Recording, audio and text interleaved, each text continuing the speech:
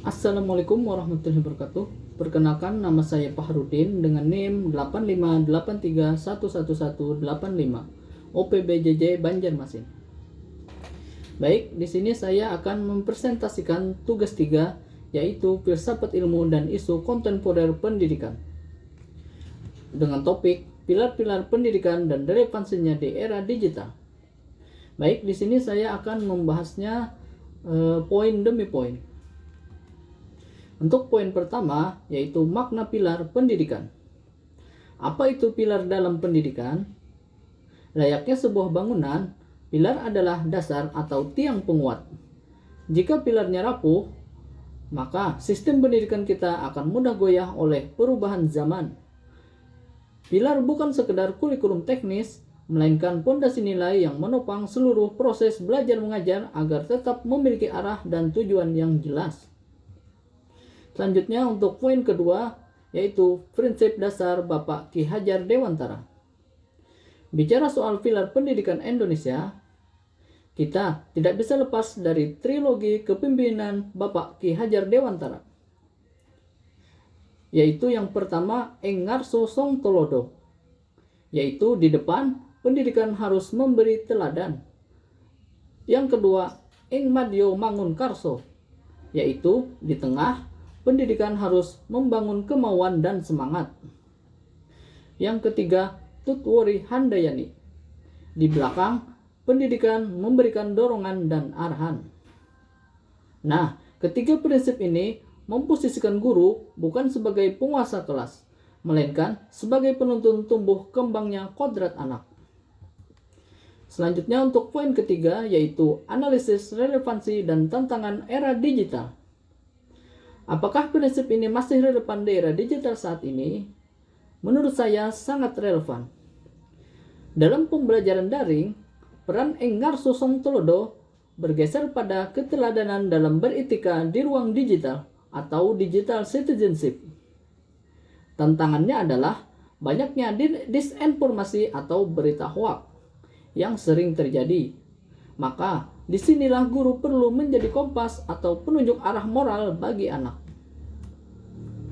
Selanjutnya Engmadyo Mangunkarso, yang berarti guru harus kreatif memanfaatkan teknologi untuk memicu rasa ingin tahu siswa. Misalnya melalui kuis interaktif dan simulasi virtual.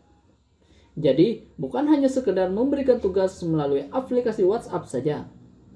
Sedangkan untuk Tutwori Handayani, daerah sekarang adalah memberikan kemerdekaan bagi siswa untuk mengeksplorasi sumber belajar yang tak terbatas, namun tetap dalam pengawasan agar karakter mereka tidak tercerabut dari nilai budaya asli. Untuk poin keempat, yaitu refleksi mendalam. Masuk ke bagian refleksi, di sini kita perlu menyadari bahwa persoalan pendidikan nasional saat ini bukan lagi sekedar soal akses teknologi, melainkan soal kehilangan jiwa dalam proses belajar.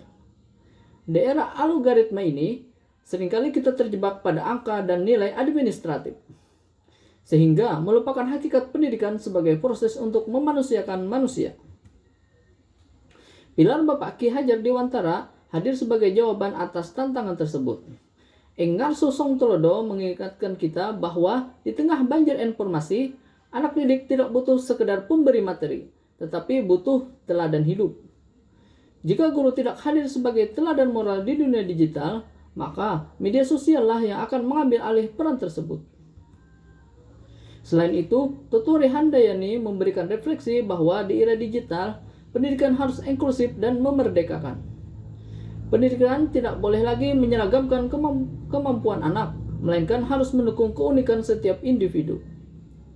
Refleksi besarnya, teknologi adalah percepatan, namun filosofi Bapak Ki Hajar Dewantara adalah arahnya. Tanpa arah yang benar, percepatan hanya akan membawa kita pada ketersesatan.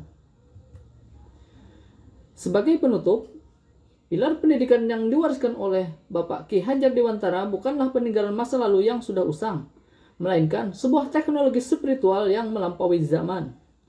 Relevansinya tidak akan pernah luntur selama subjek dari pendidikan itu adalah manusia.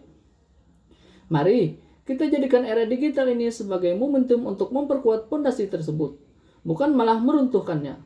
Karena Pohon yang menjulang tinggi ke angkasa hanya akan bertahan jika akarnya tertanam kuat di bumi. Baik, sekian presentasi dari saya. Wabillahi taufiq wa hidayah. Wassalamualaikum warahmatullahi wabarakatuh. Terima kasih.